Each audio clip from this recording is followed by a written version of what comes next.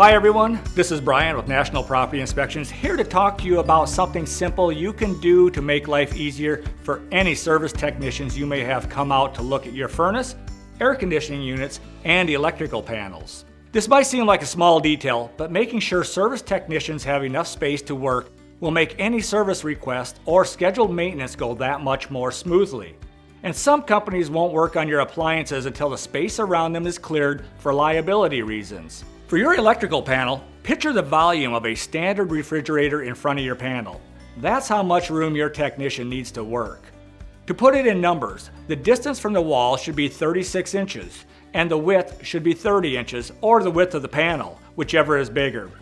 You should also allow 6.5 feet of clearance vertically. Your furnace manufacturer will likely have directions for how much clearance to leave around the unit, but in general, you should leave at least 30 inches around it for a couple of reasons. First, your technician will have easy access to perform any maintenance that's needed, and second, so the unit can be easily loaded out and replaced with a new one when that time comes. Leaving space around the unit can also help with airflow and ventilation issues with older furnaces. Airflow is also important when it comes to your exterior AC unit. You'll want to have at least 12 inches of clearance on each side, though some units call for as much as 24 inches. Check your specific manufacturer directions on that. Vertically, you want to give the unit at least 60 inches for it to operate most efficiently. Again, I'm Brian with National Property Inspections. Thanks again for watching.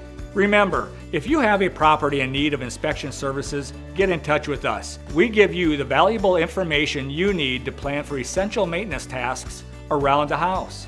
See you next time.